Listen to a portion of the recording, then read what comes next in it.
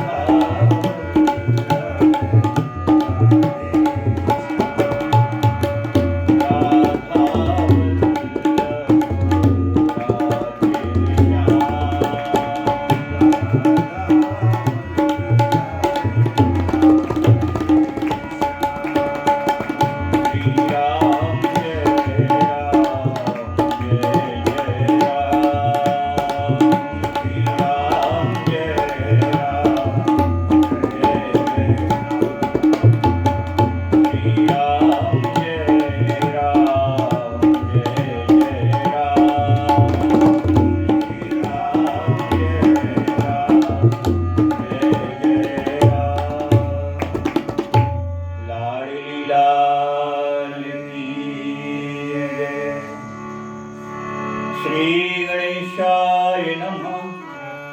श्री सरस्वत्यै नमः। श्री परम गुरु चरण कमलेभ्यो नमः। श्रीमते रामानुजाय नमः। गुरुर्ब्रह्मा गुरुर्विष्णु गुरुर्देव महेश्वरा।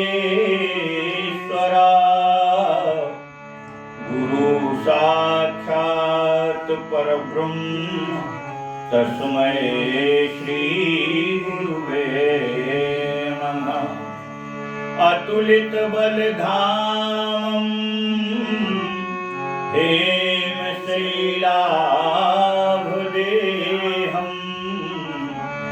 धनुजवन कृशानं ज्ञानिनामग्रगण्यं सकलगुणनिधानं वानराणामधीशं रघुपतिप्रियभक्तं वातजातं नमामि। लाडली लाल की जय।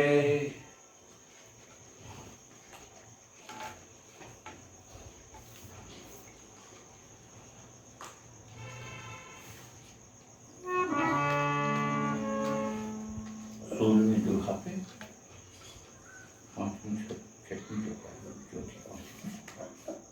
चौथी चौपाई। जीव हृदय कम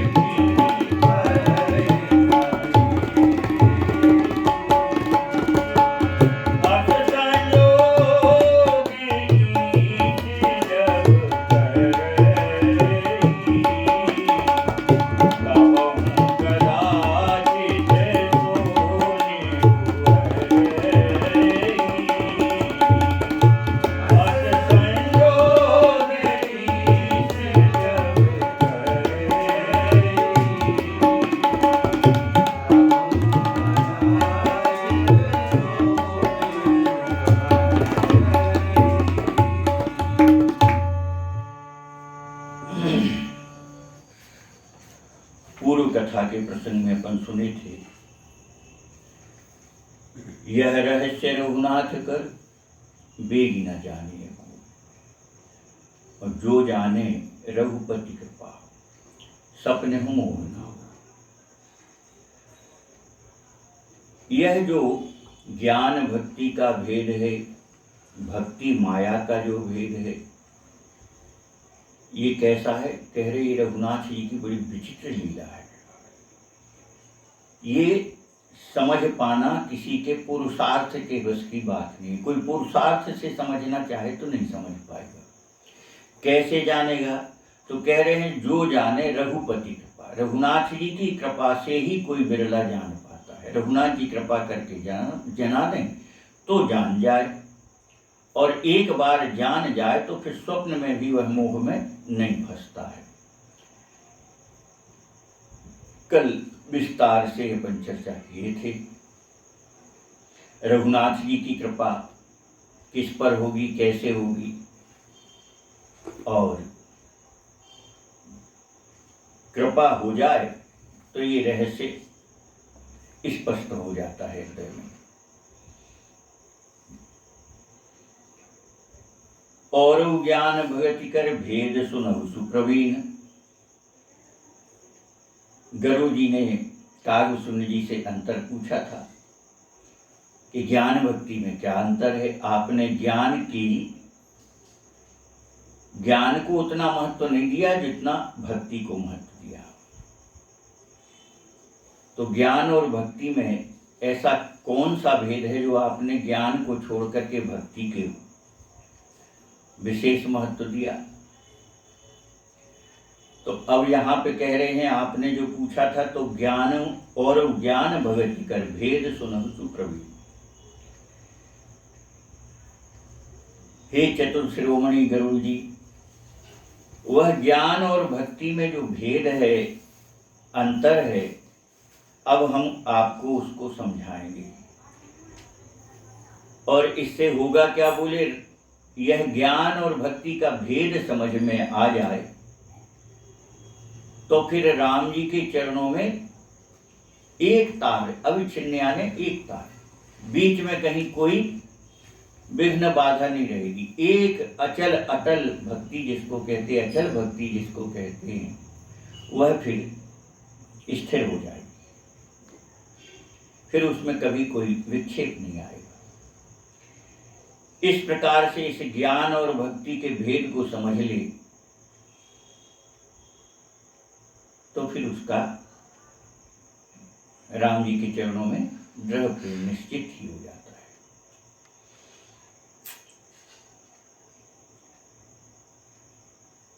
एक बड़ी सुंदर बात अभी कुछ दिन पहले गौशाला में वो कार्यक्रम था, वो भैया लोग सब जिद पकड़े कि नहीं नहीं, आप कुछ दो शब्द तो बोले ही दो।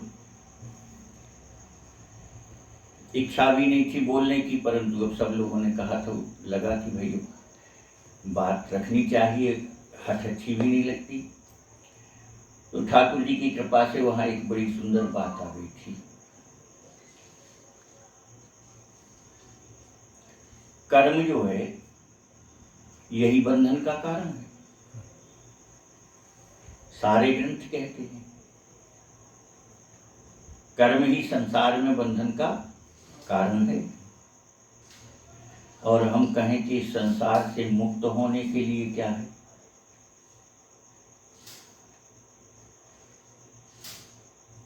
तो बिना कर्म के संसार के बंधन से मुक्त भी नहीं हो सकते।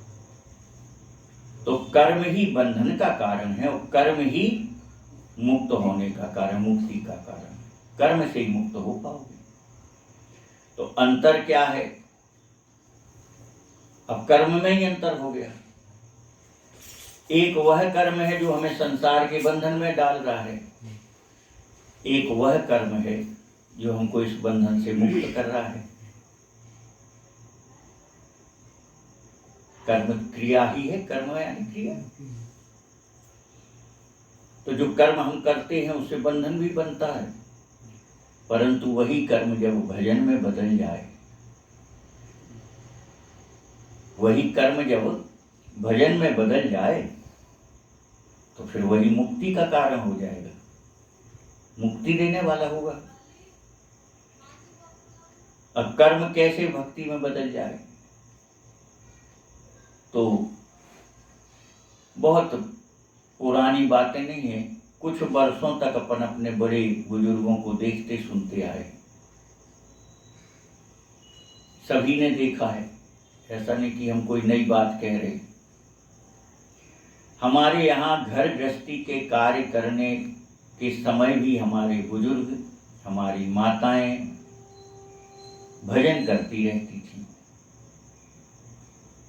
तो कर्म भी करती थी और साथ में भजन भी करती थी। ये अपन ने देखा सुना है कि नहीं?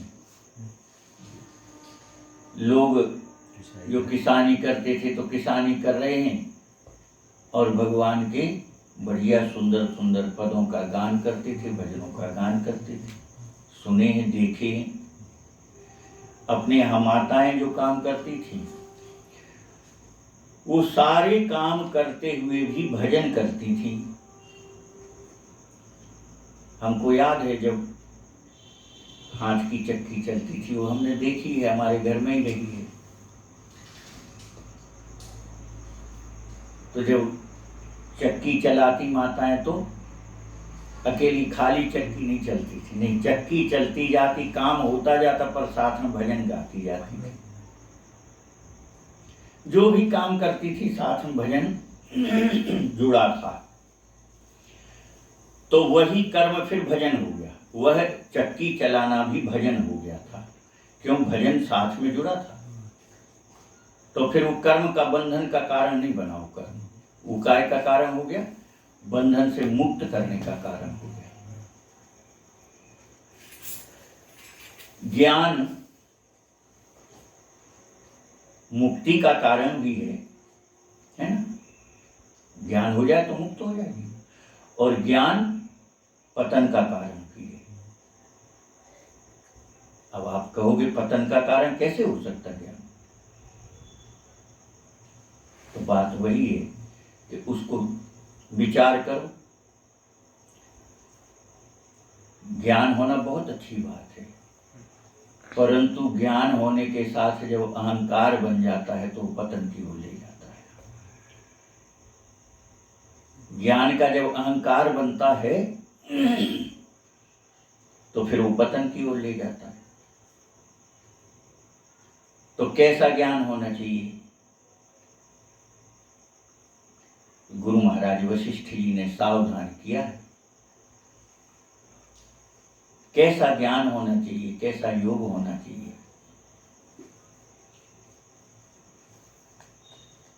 योग कुयोग, ज्ञान अज्ञान, गुरु महाराज वशिष्ठ जी की वाणी है। कौन सा ज्ञान अज्ञान में बदल जाता है? बोले जह नहीं राम प्रेम प्रधान। जिस ज्ञान में राम जी के प्रेम की प्रधानता ना हो, ऐसा ज्ञान पतन नहीं ले जाएगा, आपको मुक्त थोड़ी करेगा, बंधन में ही डाले रहेगा संसार के। तो जो भी ज्ञान है उसके मूल में राम प्रेम होना अति आवश्यक है। तो वही ज्ञान आपको सुख देने वाला, आनंद देने वाला और फिर मुक्त करने वाला हो जाएगा। तो ज्ञान और भक्ति का अंतर क्या है? तो गोस्वामी जी महाराज कागसुंड जी के मुखारविंद से गरुड़ जी को कथा सुनवा रहे हैं।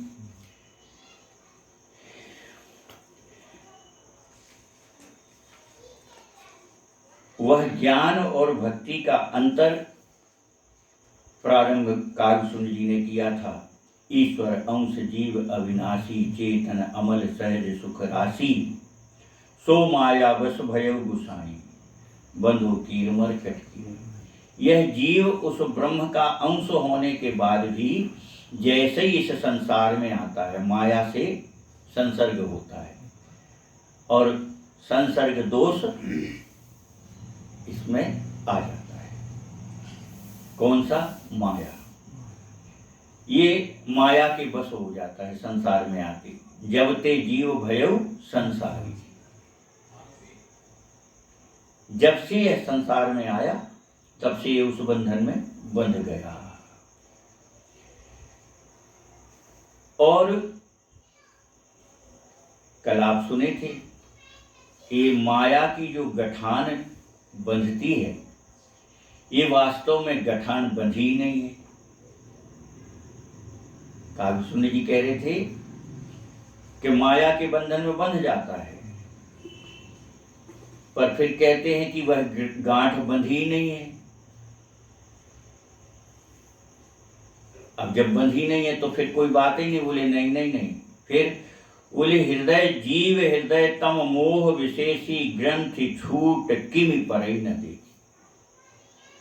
बहुत कठिन भाषा है यहाँ, इसीलिए कागसुंड जी ने यहाँ कहा है गरुड़ जी से, बोले सुनहु तात यह है अकथ कहानी। अब मैं जो कह रहा हूं वो कहने योग्य है नहीं। फिर बोले समुझत बने पर न जाए बखानी। बोले समझी तो जा सकती है, पर उसका कोई बखान करके और उससे कोई लाभ मिल जाए तो ऐसा नहीं हो पाएगा। वाणी से कोई कितनी कहना चाहे तो उससे समझ में कुछ नहीं आएगा। हाँ, उसको समझ में आ जाए। तो समझ में कैसे आ जाए? तो आप सुने, रघुनाथ जी कृपा करें और उसको समझ में आ जाए। तो समझत बने पर न जाए बखानी। बोले बखान नहीं किया जा सकता, ऐसी कथा कह रहे हैं। तो बखान नहीं किया जा सकता तो ऐसी कैसी कथा कह रहे हैं? तो यहाँ आगे आप सुने थे कि बंधु कीर मरकट की नहीं, बोले ये जीव बंधन में बंध गया। कैसे? बोले जैसे तोता और बंदर बनता है। अब हम कथा को विस्तार तो पुनः नहीं देंगे, हम कल भी कहे थे और इसके पहले भी हम आप एक बार और सुना थे। बंदर कैसे फंसता है बंधन में, मदारी कैसे बंदर पकड़ते हैं जंगलों में, तोता कैसे जंगलों में पकड़ते हैं। तो वो बंधते नहीं है, नहीं, वो बंधन मान लेते हैं। वो समझते हम बंध गए, वो बंधा नहीं होता है। ऐसे ही बोले जीव की दशा है। जीव बंधन में अपने आप को बंधा हुआ स्वीकार कर लेता है, बंधा नहीं है, पर ये मान बैठा है कि नहीं हम तो संसार के बंधन में बंधे हैं। तो अब जब वो बंधन है ही नहीं, जब बंधे ही नहीं हो तो छूटने का प्रश्न कहाँ है?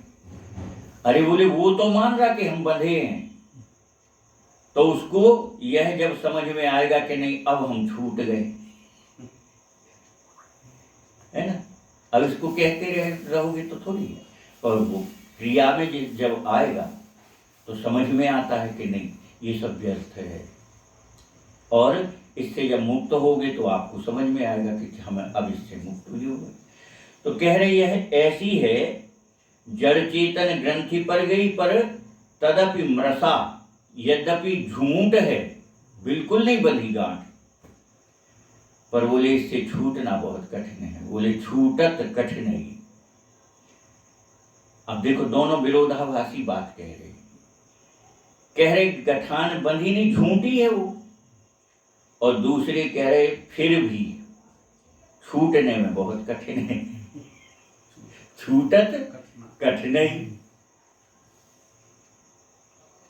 छूटने में बड़ी कठिन है। जब ते जीव भयु संसारी, छूट न ग्रंथ न होय सुखारी। बोले जैसे जब से ये संसार के बंधन में बंधा है तब से दुखी हो गया। सुख स्वरूप होते हुए आनंद सिंधु का अंश है। आनंद स्वरूप इसका मूल तत्वतः स्वरूप इसका आनंद है, सुख है।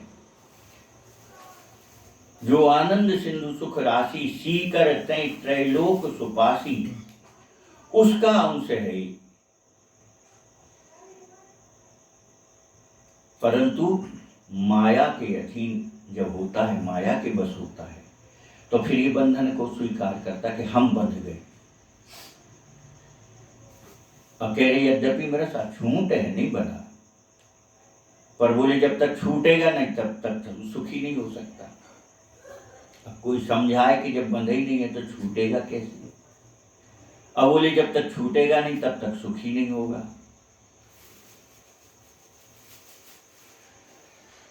तो पुनः उस दृष्टांत को सुना ही देते हैं, क्योंकि उससे बड़ा उदाहरण दुनिया में तो हमें समझ में नहीं आया। परम पूज्य प्रातः स्मरणीय श्री बड़े महाराज जी, भक्तमाली जी महाराज, उनके द्वारा भक्तमाल में एक बड़ा सुंदर दृष्टांत कहा गया है। बोले एक गधा पालने वाला गधा पाले था, और गधा पर माल ढोने का काम करता था। माल लाद दिया, जहां ले जाना ले गए। एक दिन की बात है कि वो बीमार पड़ गया, वो माल कहीं ले जाना था, तो उसने अपने लड़के को बोला कि भाई आज मेरा स्वास्थ्य ठीक नहीं है, आज गधे पर माल लाद के तुम ले जाओ। वो गया, सारे गधे इकट्ठे किए उसने और माल लादना प्रारंभ किया। तो बाकी गधे तो सब माल को लाद लिए पीठ पर। एक गधा उसमें से वो जैसे गधे के को ला करके खड़ा करे, और जहां जितनी देर में वह माल को उठा करके लादने को हो, इतनी देर में वो गधा फिर चला जाए। तो फिर सामान रखे, फिर गधे को पकड़े, फिर कान पकड़ के लाए, फिर खड़ा करे, फिर सामान उठाए, तब तक फिर चला जाए। थक गया, परेशान हो गया। तो फिर पिताजी के पास पहुंचा उसने कहा पिताजी एक गधा जो है वो बहुत परेशान कर रहा है। क्या हो गया? बोले वो माल उठाने को होते इतने में वो फिर चला जाता है, हम पकड़ के ला के खड़ा करते हैं, वो फिर चला जाता है। तो उसके पिता ने कहा कि बेटा तुमने गधे को बांधा नहीं होगा, तो बांधो उसको। तो उसने कहा पिताजी हमने तो आज तक कभी एक रस्सी के टुकड़े को और आपको उस गधे को बांधते नहीं देखा कि कभी गधे बांधे हों आपने रस्सी के टुकड़े में। बोले नहीं, रस्सी के टुकड़े की बात नहीं है। बोले फिर? बोले उसको बांधने का तरीका है। क्या? बोले वह गधा ला करके खड़ा करके और झूठ मूठ के उसके गले में हाथ ऐसे करके और जैसे गठान लगाते ऐसी गठान लगा दो, फिर नहीं भागेगा। बोले ठीक। वो लड़का दौड़ के गया और जल्दी से गधे को पकड़ के खड़ा किया और उसके गले में हाथ लगा करके उसने गठान बांधने की क्रिया की और माल जैसे उठाया तो गधा ज्यों का त्यों खड़ा था। उसने सारा माल उस पर लाद दिया। अब जब लद गया तो अब वो हाके गधे को तो वो चलेगा। अब वो परेशान हो गया, उस पर कोड़े मारे, लाठी मारे, पर वो हिले ही ना। वो फिर थक गया, फिर पिताजी के पास गया। बोले पिताजी वो चल नहीं रहा है आगे, माल तो लद गया पर वो चल नहीं। बोले बेटा तुमने छोड़ा नहीं होगा, गठान छोड़ो। अरे बोले आप अच्छी बात कर रहे हो, जब बांध ही नहीं है, कुछ बंधा ही नहीं है उसके गले में, तो छोड़े क्या? बोले जैसे झूठ मूठ का हाथ डाल के तुमने गठान बांधी थी, ऐसे जैसे गठान छोड़ते हैं, उसके गले में हाथ लेकर के वो गठान को ऐसा करके ऐसा छोड़ो तो चला जाए। लड़का गया, उसने गधे के गले में हाथ डाला और जैसे गठान छोड़ते हैं ऐसा करके उसने वो दोनों हाथ ऐसे किए, गधा आगे चल गया। अब क्या गधा बंधा था? नहीं बंधा था। और जब नहीं बंधा था तो फिर वो चला क्यों नहीं? जैसे बंधा था वैसे ही छूटना था, तो झूठ मूठ का बंधा था और झूठ मूठ के छोड़ने पर वो चल दिया। बिल्कुल वही दशा मायावश जीव की है। जीव संसार में आकर के बंधन स्वीकार करता, हम संसार के बंधन में बंध गए। तो कब तक नहीं छूटेगा?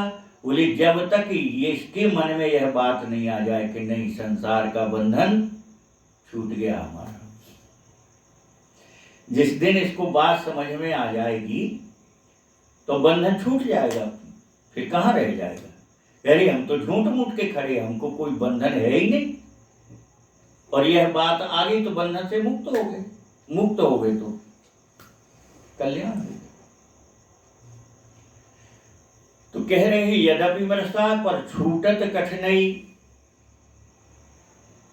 और आगे कह रहे हैं श्रुति पुराण बहु कहे उपाई, पर छूटना अधिक अधिक उलझाई। बोले वैसे वेद पुराण शास्त्रों में ग्रंथों में बहुत उपाय कहे हैं इस बंधन से छूटने के, परंतु वह उपाय कैसे हैं? बोले जैसे जैसे छूटने का उपाय करते हैं तो वह बंधन और अधिक बंधता जाता, और अधिक अधिक उलझाई। वो गठान जो झूठ मूठ की लगी ना, वो और उलझ जाती है। कभी कभी अपन देखते धागे में गठान लग जाए या उलझ जाए, फिर नहीं खुलता है ना सुलझता है। उसका उपाय फिर वही रह जाता कि उसको तोड़ नहीं पड़ता है ना। तो कह रहे हैं कि यह ऐसी गठान है कि इसको छोड़ने का साधन करोगे तो अधिक ही उलझते जाओगे, छूटेगी तो है। बोले ऐसा क्यों होगा? तो कह रहे हैं जीव हृदय तम मोह विशेषी। ये विशेष मोह के कारण अज्ञान रूपी अंधकार में जीव रहता है। मोह रूपी विशेष मोह में जो ग्रसित होता है, तो मोह क्या है? बोले अज्ञान ही मोह है। और उस अज्ञान के अंधकार में जो गठान छोड़ना है वो दिखाई नहीं देती। घुप अंधेरा हो एकदम, अपने ही हाथ अपने को ना दिखाई दे रहा हो, और कोई तुम्हें पकड़ा दे कि ये गठान खोलो, तो खोल पाओगे क्या? तो कह रहे ऐसे अज्ञान रूपी अंधकार में वह गांठ दिखाई नहीं दे रही है। ग्रंथि छूट कि परे न देखी, गठान जब दिखाई दे तो छूटे, छोड़ते बने। अब जब अंधकार, अज्ञान रूपी अंधकार है, तो वह गठान जो झूठ मूठ की भी है पर वो दिखाई नहीं दे रही। बोले फिर कैसे छूटे? तो कह रहे जो उपाय कहे गए हैं, हम उपाय बता रहे हुए। कौन से? वेद पुराण शास्त्रों में जो बहुत से उपाय कहे, उनमें से हम उपाय बता रहे। कागसुन जी कह रहे अस संयोग ईश जब करी, और तब हम कदाचित सो निरुअरी। राम जी कभी ऐसा संयोग बना दें तो कदाचित वह ग्रंथि छूट जाएगी। काय से? ज्ञान से। काय से? ज्ञान से। तो कौन सा संयोग बने? कह रहे अस संयोग ईश जब करी। बोले ऐसा कोई संयोग विधाता करे, परमात्मा करे, राम जी सरकार ऐसा संयोग कर दें तो शायद कभी वो गठान छूटे। तो कौन कैसा संयोग करें? तो कह रहे अब हम उस संयोग की बात तो आपको बताते कि ऐसा संयोग बने तो शायद छूट जाए। तो अब संयोग की बात कह रहे हैं।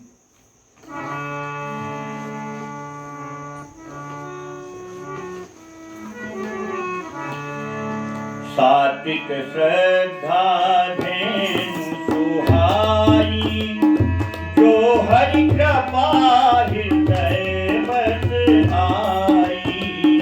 सात्विक श्रद्धा धेनु सुहाई, जो हरि कृपा हृदय बस आई। जप तप व्रत जम नियम अपारा, ये कुछ कह शुभ धर्म आचारा। जप तप व्रत जन नियम अपारा, ये कुछ कह शुभ धर्म आचारा। अब वह संयोग बता रहे हैं कि ऐसा संयोग कैसा? बोले सात्विक श्रद्धा धेनु सुहाई। श्रद्धा रूपी गाय होनी चाहिए, पर कैसी श्रद्धा रूपी गाय होनी चाहिए?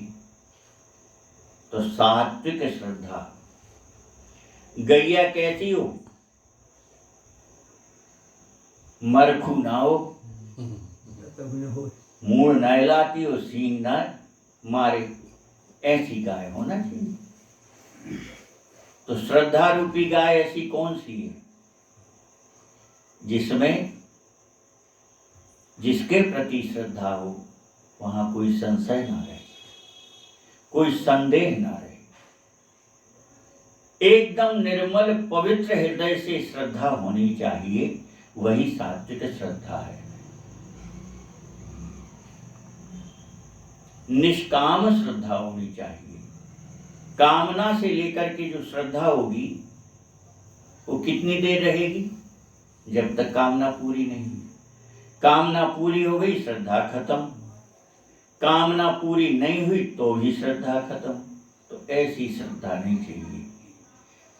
सात्विक श्रद्धा का तात्पर्य है निर्मल पवित्रता हो, निर्मलता हो, पवित्रता हो, दृढ़ विश्वास हो, ऐसी श्रद्धा होनी चाहिए। तो कह रहे ऐसी तो सीधी सरल श्रद्धा की गाय हो, और जो हरि कृपा हृदय बस आई। तो ऐसी श्रद्धा हृदय में कैसे आएगी? ऐसी गैया हृदय में कैसे आएगी? श्रद्धा रूपी गैया। कह रहे वह बिना भगवत कृपा के हृदय में ऐसी गाय नहीं आ पाएगी। बिना भगवत कृपा के ऐसी गाय दुर्लभ है। सात्विक श्रद्धा रूपी गाय हृदय में तभी आएगी जब ठाकुर जी कृपा करें, जो हरि कृपा, तो हृदय बस आई। राम जी सरकार कृपा कर दें, लाली लाल जी कृपा कर दें, तो ऐसी श्रद्धा फिर हृदय में आकर के निवास करने लगती है, रहने लगती है। और जप तप व्रत जम नियम अपारा। अब जब गाय आएगी तो उसको फिर हरा हरा घास भी चाहिए, अच्छा खाने को चाहिए कि नहीं। तो श्रद्धा रूपी गाय तो हृदय में आ गई, अब उसका भोजन दो। तो भोजन क्या करती है वह श्रद्धा रूपी गाय? कह रहे हैं जप तप व्रत यम नियम अपार। व्रत है, जप है, तप है, और बहुत से जो शुभ कर्म हैं, ऐसे शुभ कर्म रूपी धर्माचरण ही वह घास है जो श्रद्धा रूपी गाय को पेट के भरी भूख के लिए उसको खिलाना पड़ेगा। तो श्रद्धा रूपी गाय आने के बाद यह सारे का सारा धर्माचरण आप करोगे तो ही श्रद्धा पुष्ट होगी, गाय पुष्ट होगी। और नहीं खाने दोगे तो वो गाय कुछ दिन में दुबली पतली होके और किसी काम की नहीं रह जाए। तो कह रहे हैं कि ऐसे जो जप है, तप है, व्रत है, नियम है, क्या करना है, आचरण, धर्माचरण जो है, ऐसी सुंदर हरी घास हो। और फिर तेजन चरी हरित चरे जब गाई, भाव बच्छ शिशु पाय पन्हाई। ये धर्माचरण रूपी हरा हरा घास जो वह गाय चरती है, श्रद्धा रूपी गाय, तो उसके भीतर दूध बनता है। गाय के भीतर दूध कहां से बनेगा? सूख को भूसा खिलाकर तो बना हुआ दूध भी 2, 5, 10 दिन के बाद सूखने लगता है, फिर उसमें दूध नहीं निकलता। दूध कब निकलता है? जब उसको हरा हरा घास खिलाओ। तो धर्माचरण रूपी घास उस श्रद्धा रूपी गाय को खिलाओगी। तो कैसे खिलाना है? अब गाय के आगे डंडा लेके खड़े होके तुम चारा डालोगे, क्या खाएगी? बताओ। एक हाथ में डंडा ले लो, एक हाथ में हरा चारा ले लो, गाय खाएगी क्या? तो ऐसा नहीं। कैसे खिलाओ? भाव सहित, प्रेम सहित खिलाएंगे। तो भाव बच्छ शिशु पाय पिन्हाई। हृदय में भाव रूपी बछड़ा होना चाहिए। श्रद्धा रूपी गाय आ गई और श्रद्धा के साथ क्या चाहिए? बछड़ा चाहिए ना गाय के साथ। तो श्रद्धा रूपी गाय तो आ गई, पर बछड़ा भी तो हो तब ना वो पनाएगी।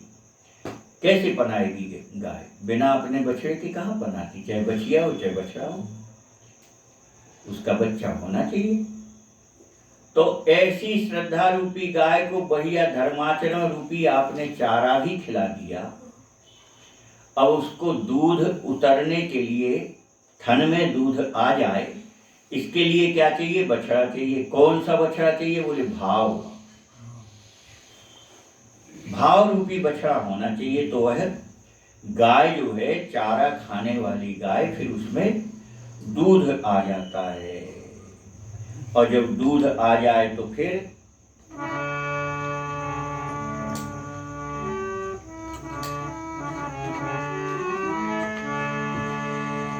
नोए निगति बात भी पाता,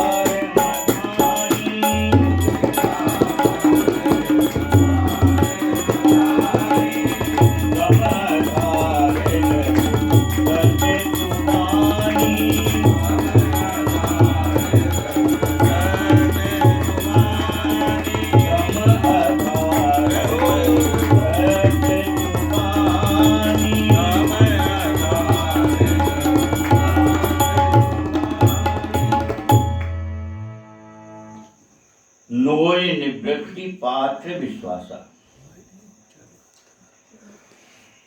अब गाय पनहा भी गई, भाव रूपी बछड़ा आ गया तो गाय पनहा गई, दूध आ गया गाय की थन में, और थन में तो दूध आ गया, पर आपके पास अगर बर्तन नहीं है तो भले ही थन में दूध है, क्या करूं? बर्तन चाहिए। अच्छा, बर्तन हो और गाय पैर झड़कती हो, फटकारती हो, तो उसके पैर को बांधने के लिए रस्सी भी चाहिए। तो नोई जो है वो क्या है? गाय के पैर में जो रस्सी अपन बांध देते हैं, नोई क्या है? लोई। हाँ, इसमें लोई नोई, इसमें क्या है? शब्दों का, रामचरितमानस में शब्दों का थोड़ा सा अंतर रख दिया है इसमें। जैसे गुरु सिख बधिर अंध कर लिखा, तो शिष्य होता है तो शिष्य लिख सकते थे, पर शा का उच्चारण खाक लिखा गया। ऐसे ही कहीं कहीं ना की जगह ला की जगह कुछ और, ऐसे इसमें बहुत से अंतर है। तो यहाँ नोई लिखा है, वो लोई अपने यहाँ बुंदेलखंड में कहते हैं, बुंदेली भाषा में लोई कहते हैं। एक पद में भी है, बुंदेली का एक पद है, उसमें भी लोई शब्द आता है। तो लोई का मतलब होता है ये रस्सी जो पैर में बांधी जाती है। तो नोई निवृत्ति और पात्र विश्वासा। तो सबसे पहले पात्र भी और साथ में रस्सी होनी चाहिए। पात्र मिल जाए, रस्सी नहीं होगी तो दूध लगाना बड़ा कठिन जाए। तो निवृत्ति रूपी वह रस्सी है। निवृत्ति काय की है? कह रहे हैं संसार के जितने विषय हैं इनसे निवृत्ति हो जाए। अभी अपन विषयासक्त हैं, विषयों में आसक्ति है अपनी, और इन विषयों से आसक्ति हट जाए। तो विषयों से आसक्ति हटना ही नोई यानी वो रस्सी है, जिससे श्रद्धा रूपी गाय के पैर बांधे जाएंगे। और बर्तन चाहिए, कौन सा? बोले पात्र विश्वासा। दृढ़ विश्वास का पात्र होना चाहिए, विश्वास रूपी बर्तन होना चाहिए। अब बोले बर्तन भी है, रस्सी भी है, दूध भी थन में आ गया है, पर लगाने वाला ग्वाला अगर नहीं आएगा तो धरे रहो बर्तन में लोई। लगाने वाला ग्वाला आना चाहिए जब वो लगाए। तो कह रहे ग्वाला कौन है?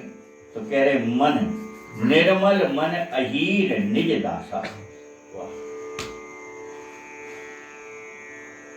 कैसा अहीर ग्वाला कैसा हो? मन रूपी ग्वाला, पर हो कैसा? बोले निर्मल मन, पवित्र निर्मल मन रूपी ग्वाला हो। अच्छा, ग्वाला तुम्हारे बस में न हो, तुम कहो कि भैया 8 बजे आई हो, 11 बजे रात में आए, गैया लगा दिए, अब सब सो गए तुम्हारे, अब दूध लगेगा क्या? समय से आकर के जो दूध दुहे वो अच्छा ग्वाला माना जाएगा, और जो समय को इधर उधर करता रहे तो गाय का समय बंध जाता दूध का। अगर उस समय आप दूध नहीं लगाओगे तो फिर आगे पीछे के समय में वो दूध बहुत कठिनाई से देगी, थोड़ा बहुत दे देगी, थोड़ा बहुत देगी। पर दूध अगर आपको सही तरीके से लगाना तो उसके निश्चित समय पर दूध लगाइए, दुहिए गाय को। तो अच्छा ग्वाला कौन सा है? बोले निर्मल पवित्र मन, वह भी जो तुम्हारे बस में हो। और मन बस में ना हो तो ऐसा ग्वाला कैसे दूध लगाएगा? चतुर ग्वाला नहीं है। तो मन रूपी ग्वाला तुम्हारे बस में होना चाहिए, ऐसा ग्वारिया चाहिए। अब ग्वारिया भी मिल गया, अब दूध लगना है। परम धर्ममय पय दुहि भाई।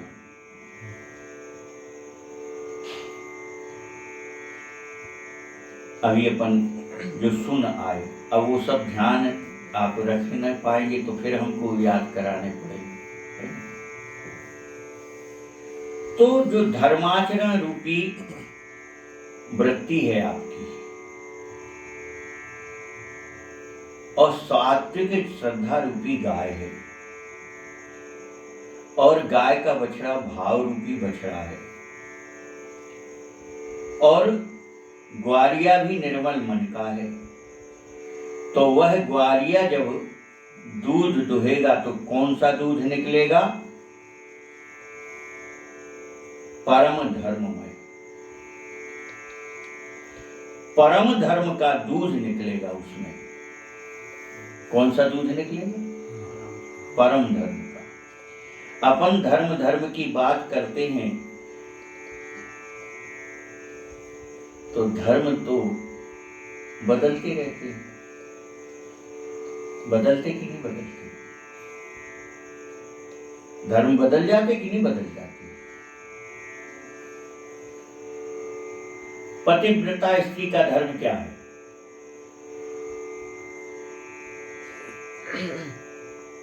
पति को ईश्वर मान करके सेवा करना, ये उसका धर्म है। परंतु वही जब मृत्यु को पा करके वो दूसरा जन्म लेगी तो फिर क्या उसका वह धर्म रह जाएगा? आप बताओ। वो मर गई और उसने फिर दूसरा जन्म लिया, अब क्या दूसरे जन्म में आकर के पति को ढूंढेगी कि हमारा पति कहाँ गया? तो शरीर बदलते ही उसका धर्म बदल जाएगा कि नहीं बदल जाएगा? अब वो स्त्री ना होके पुरुष हो गई, अब पुरुष मरे के स्त्री हो गया, तो वो धर्म बदल गया कि नहीं बदल गया? तो ये कौन सा धर्म है? धर्म बदलते रहते हैं, और इसी को कहते हैं अपन नैमित्तिक धर्म। जो निमित्त से बदल जाए वह नैमित्तिक धर्म। जीते जी धर्म बदलते हैं।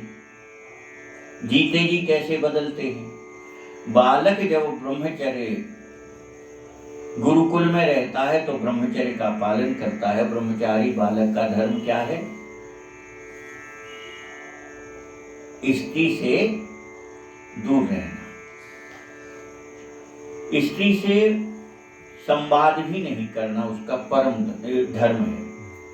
ब्रह्मचारी का धर्म है स्त्री से भी संवाद ना करे, स्त्री के संसर्ग में ना रहे, ये उसका धर्म है। अब वो पढ़ लिख करके उसका विवाह हुआ, और विवाह हुआ तो घर में स्त्री आ गई। अब वो कहे नहीं, हमारे गुरुजी ने तो कहा था कि स्त्री से दूर रहना, संवाद ही नहीं करना, और वो स्त्री से दूर रहेगा तो अब क्या होगा? वह उसका धर्म अधर्म हो जाएगा। पत्नी से अगर वह दूर रहता है तो वो अधर्म हो जाएगा। अब उसका धर्म बदल गया कि नहीं? अब पत्नी का साथ, पत्नी के साथ संवाद, अब उसका धर्म है।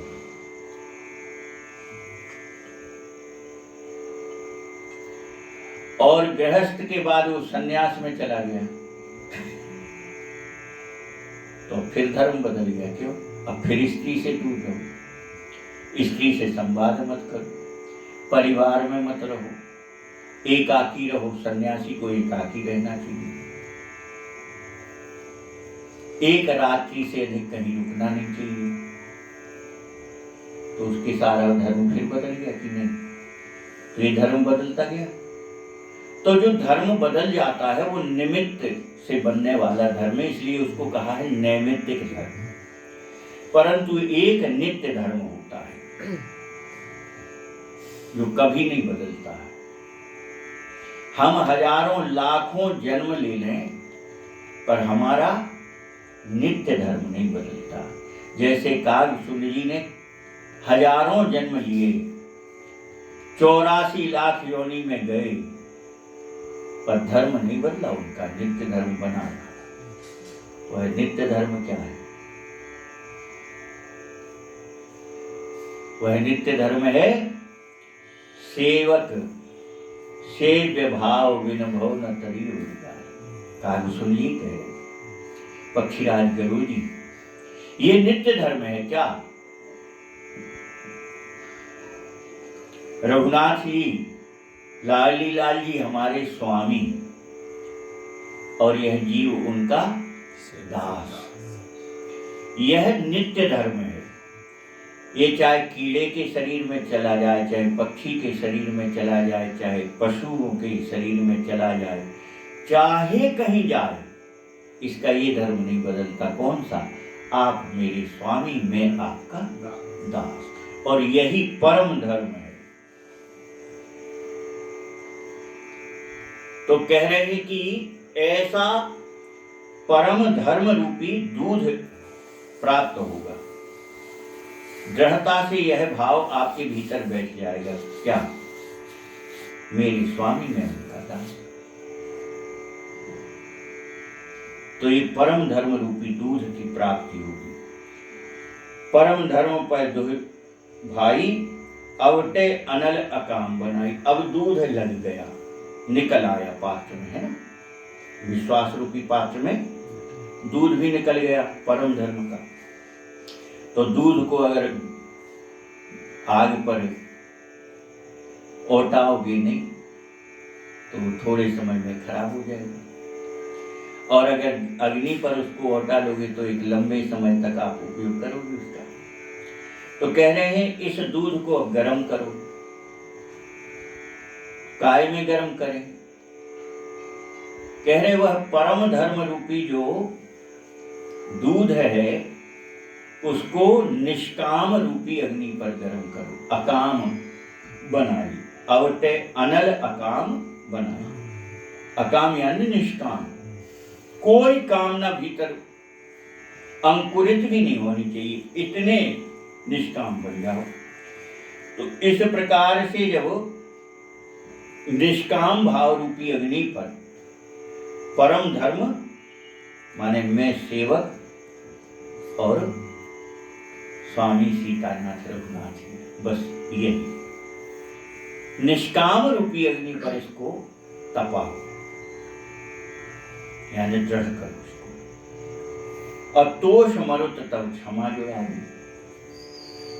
अब गर्म करके ओटा लिया तो फिर उसको ठंडा भी करते अपन।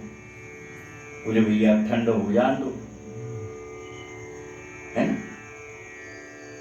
तो फिर अब ठंडा कैसे होगा? तो कह रहे वह परम धर्म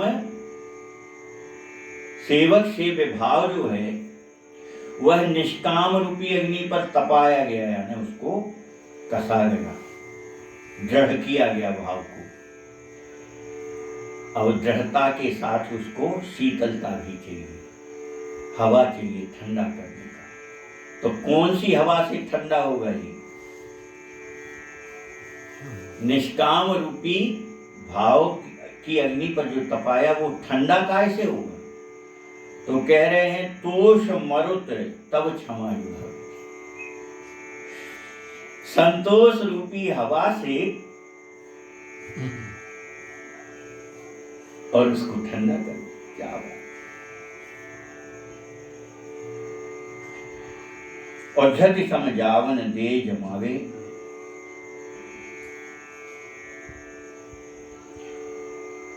और ठंडा करने के बाद उसमें जामुन डालो। दही जमाने अपन जाम डालते हैं। तो बोले दूध गरम कर लिया, गरम करके संतोष रूपी हवा से ठंडा हो गया, अब उसमें जाम डालो।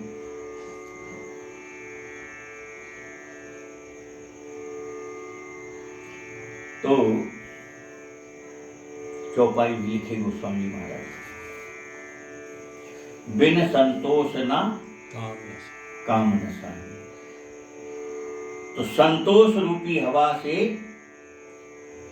उस निष्काम भाव को, जो अग्नि थी, तो निष्काम भाव भी शीतल हवा से समाप्त हो जाएगा। यानी अब आपके अंदर कोई कामनाएं हैं ही नहीं।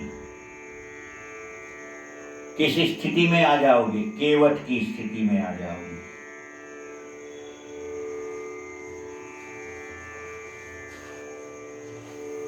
किस स्थिति में आओगे?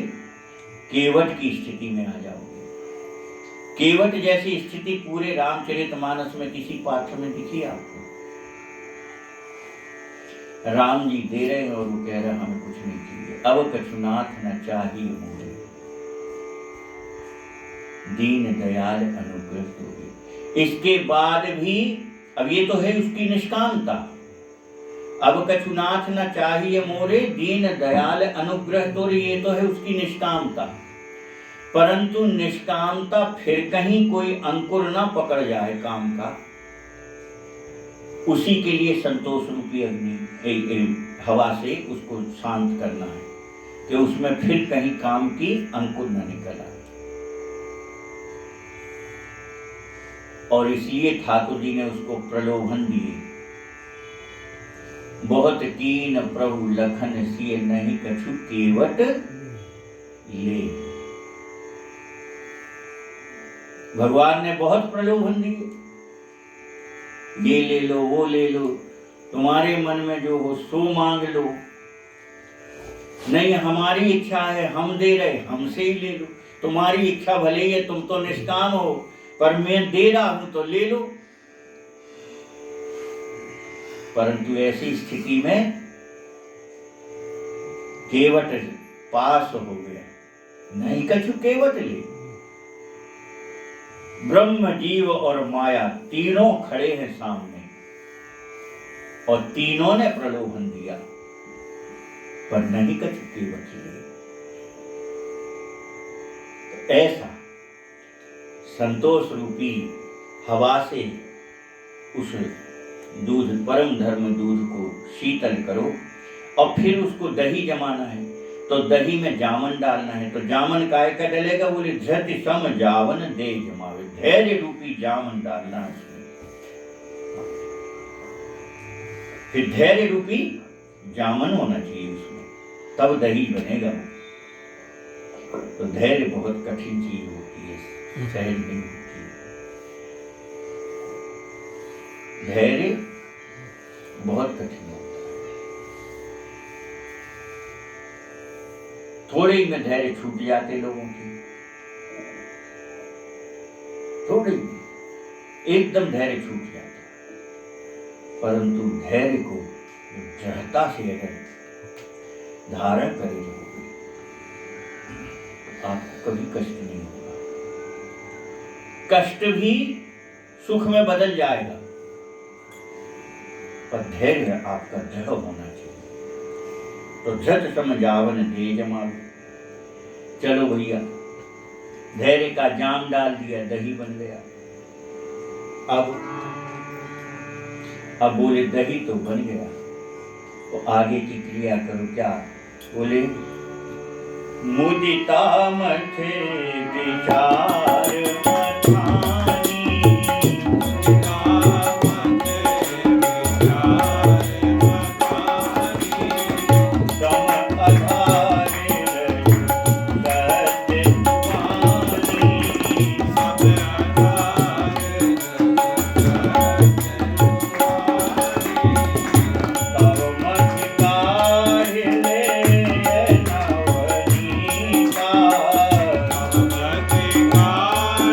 Thank you.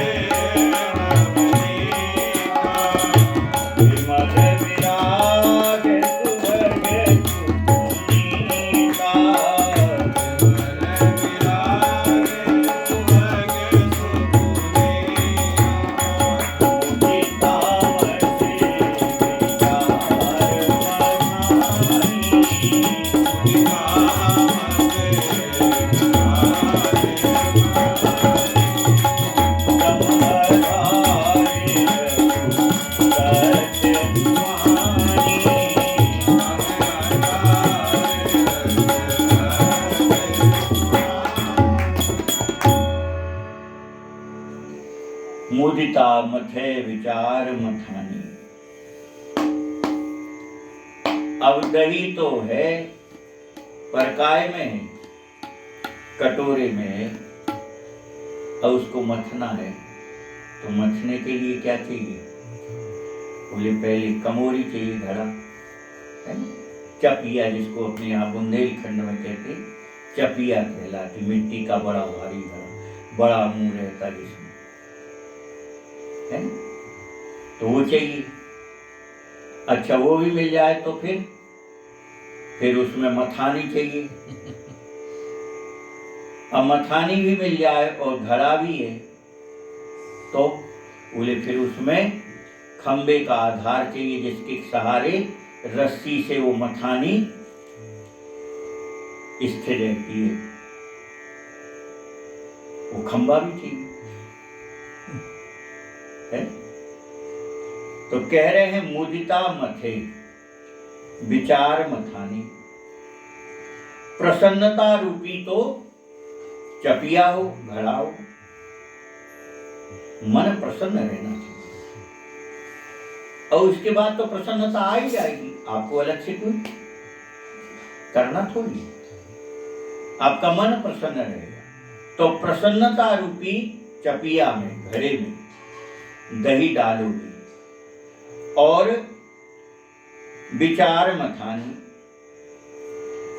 और उस घड़े में जो मथानी डलेगी काय की? बोले विचार की। कौन से विचार की? कौन सी विचार की? विचार तो संसारी भी होते, विचार तो अच्छे बुरे सब होते, किन विचारों की मथानी डाली? तो ब्रह्म तत्व का विचार दृढ़ता पूर्वक जब बैठ जाएगा, सीय राममय सब जग जाए। जब कण कण में वह ब्रह्म तत्व का बोध आपके हृदय में दृढ़ता पूर्वक बैठ जाएगा, वही मथानी है।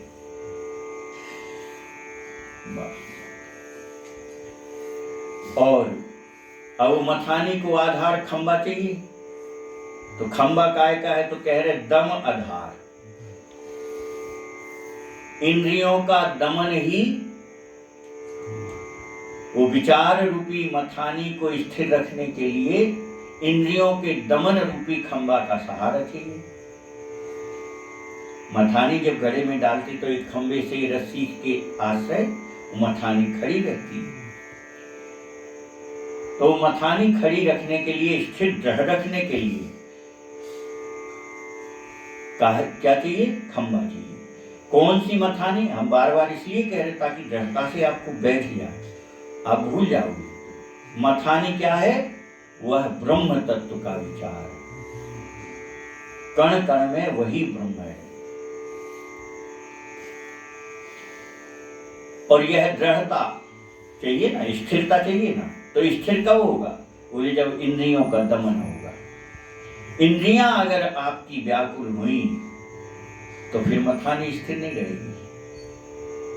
क्यों? खंबा ही हिल रहा है तो मथानी कहां से स्थिर रहेगी? तो खंबा भी दृढ़ चाहिए। कौन सा? बोले दमन, दम आधार। इंद्रियों का दमन ही उसका आधार है, खंबा है। अब बोले वो मथानी घुमाने के लिए भी रस्सी चाहिए। मथानी घुमाओगे कैसे? तो रस्सी से घुमाते, वो रस्सी चाहिए मथानी घुमाने की। तो रस्सी कौन सी लगेगी इसमें? बोले रज सत्य सुवानी, सत्य और श्रेष्ठ वाणी की रस्सी होनी चाहिए, तब तो उसके सहारे मथानी घूमेगी। सत्य और सुवाणी यानी श्रेष्ठ वाणी, मधुर वाणी। सत्य हो, मधुर हो, ऐसा सत्य ना हो जो किसी के प्राण ले ले, किसी के संकट बन जाए, ऐसा सत्य। सत्य कौन सा? बोले मधुर होना चाहिए। मधुर क्या? किसी की हानि ना करे जो सत्य, ऐसी सत्य की रस्सी होनी चाहिए। और तब मथ काढ़ ले नवनीता, और तब फिर मथो। अब तो फिर क्या निकलेगा? बोले उस घड़ी में जो दही मंथन किया गया उसमें से फिर मक्खन निकलेगा। समय तो बहुत हो गया, अभी आज यहीं तक रहने, मक्खन तक आ गए अपन। कल संक्षिप्त में फिर से हमको ये कह करके तब आगे जब कहेंगे जब समझ में आएगा, नहीं तो फिर कुछ समझ में नहीं आएगा। हम तो कई बार सुने, हमारी समझ में बहुत बहुत लंबे वर्षों के बाद बैठ पाई बात, और इसलिए आज हम कह पाते हैं, नहीं तो ये कहने में भी बहुत कठिन जाती है, खुद ही को समझ में नहीं आती कि हम कह क्या। तो इसलिए अब आज तो कथा को यही विराम करते हैं।